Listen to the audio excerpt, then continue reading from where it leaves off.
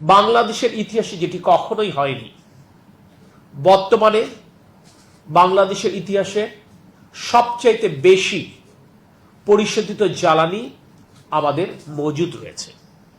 আমি আবারও আপনাদেরকে বলছি, বাংলাদেশের এই বর্তমানে নির্বাচিত গণতান্ত্রিক সরকার, তারেক রহমানের নেতৃত্বাধীন সরকার বাংলাদেশের জনগণের জ্বালানি চাহিদা নিরবিচ্ছিন্নভাবে পূরণের জন্য অক্লান্তভাবে কাজ করছে এবং আমাদের এন্টায়ার টিম কাজ করছে।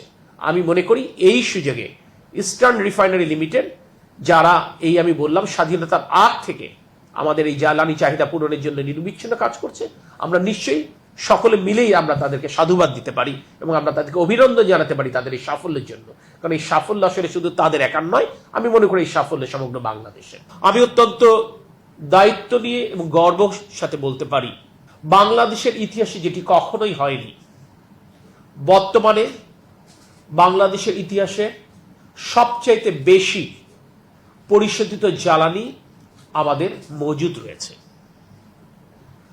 আপনারা গতকাল বিভিন্ন পত্রপত্রিকায় দেখেছেন, ইউরোপিয়ান ইউনিয়ন পর্যন্ত আশঙ্কা করছে যে তাদের হাতে মাত্র 6 সপ্তাহের জেট ফুয়েল রয়েছে। আমি দায়িত্ব নিয়ে বলতে পারি, আমাদের প্রিয় মাতৃভূমি এই বাংলাদেশেও 6 সপ্তাহ সমপরিমাণ জেট ফুয়েল রয়েছে। আমাদের এপ্রিল এবং মে মাসের যে জ্বালানি চাহিদা, সেটি আমরা সংগ্রহ করেছি এবং যেটি নিশ্চিত সরবরাহ লাইনে আছে সেটিকে বিবেচনায় নিয়ে বলতে পারি, এপ্রিল এবং মে মাসের যেটি জ্বালানি চাহিদা সেটি পূরণের পূর্ণ সক্ষমতা বাংলাদেশ সরকারের রয়েছে এবং সেটি আমরা নিশ্চিত করতে সক্ষম হয়েছি। আমরা এখন মূলত জুন মাসের প্রয়োজন মেটাবার জন্য আমরা উদ্যোগ গ্রহণ করেছি, আমরা কাজ করছি। যখন ক্রুড অয়েলের সাপ্লাই কিছুটা কম হয়েছে, আপনারা জানেন সারা বছর প্রতিদিন নিরবিচ্ছিন্নভাবে এই প্রতিষ্ঠান চলবার কারণে নিয়মিত রক্ষণাবেক্ষণ করাটাও কঠিন হয়ে যায়। আমরা এই সুযোগে, যেটি অনেকদিন লং ডিউ ছিল রক্ষণাবেক্ষণের, আমরা এই সুযোগে ইস্টার্ন রিফাইনারির 2টি ইউনিটের আমরা রক্ষণাবেক্ষণ করছি। আপনারা নিশ্চয়ই গতকাল কি গত পরশু দিন খেয়াল করেছেন, দুবাইয়ের স্বনামধন্য হোটেল বুর্জ আল আরব, সেখানেও কিন্তু তারা যখন এই সুযোগে তারা রক্ষণাবেক্ষণের জন্য 18 মাসের একটি কর্মপরিকল্পনা গ্রহণ করেছে।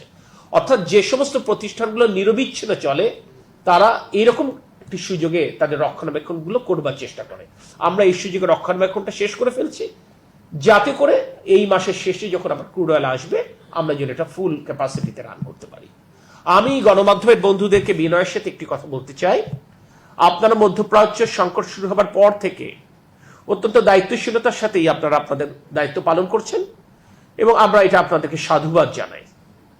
আমি মনে করি জ্বালানি সেক্টর নিয়ে বাংলাদেশের মানুষের এখন যে পরিমাণ তথ্য আছে, অন্য কোনো সেক্টর নিয়ে এত তথ্য বাংলাদেশের মানুষের কাছে নেই এবং এটা পুরো কৃতিত্ব আমি বলবো আপনাদের। আমি একই সাথে আপনাদেরকে বিনয়ের সাথে অনুরোধ করব, তথ্য পরিবেশনার ক্ষেত্রে আমরা যদি সকলে একটু সতর্ক হতে পারি, তাহলে এই তথ্য অহেতুক কোনো আতঙ্ক কিংবা উদ্বেগ সৃষ্টি করবে না, বরঞ্চ আতঙ্ক কিংবা উদ্বেগ কমানোর চেষ্টা করবে। আমি আশা করব আমার সাংবাদিক বন্ধুরা, যারা অত্যন্ত দেশপ্রেমিক, এই বৈশ্বিক সংকটে এই দেশের জন্য কাজ করছেন, তারা এটুকু বিবেচনায় নিয়ে যদি সংবাদ পরিবেশন করেন, তাহলে জনমনে যদি ন্যূনতম কোনো আশঙ্কা কিংবা উদ্বেগ থেকে থাকে, সেটি নিশ্চয়ই দূরীভূত হবে।